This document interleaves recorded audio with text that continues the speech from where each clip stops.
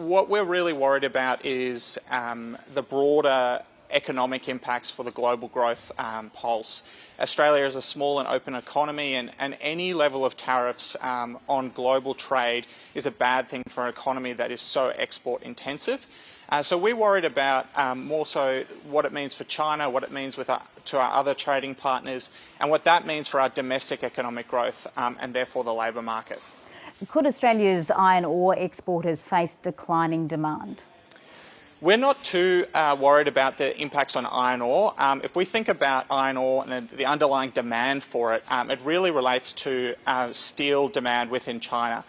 We think at the moment we're probably past peak steel in the Chinese property market, and that's because of this elevated level of demand with elevated level of supply of Chinese property, which is the primary problem within the Chinese property market.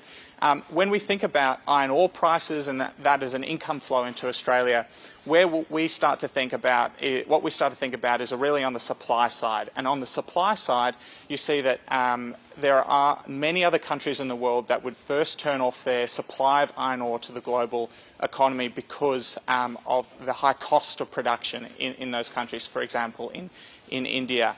So we see a floor in iron ore prices around that $80 to $90 a tonne mark.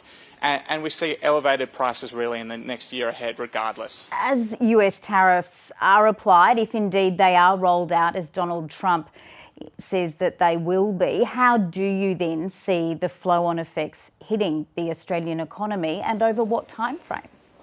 Yeah, so the direct impacts are quite small because of the direct exposure we have to the US trade and US trade. But the global growth pulse being weaker is a concern for us. I think when it comes to an RBA perspective, this is a point where the RBA could step in with a little bit of more policy support in the form of interest rate cuts to support domestic growth, support the labour market, and ensure that we're sort of meeting that dual mandate around full employment. How quickly do you expect Australian growth could slow, and how many interest rate cuts do you expect the RBA might make this year? Look, there's no direct effect or indirect effect based in our baseline right now from the tariff changes in the US.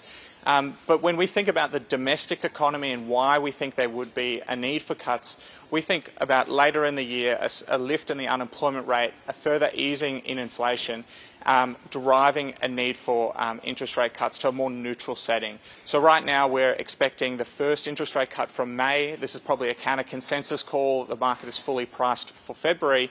But we think there's this need for the RBA to wait a little longer before starting an easing cycle.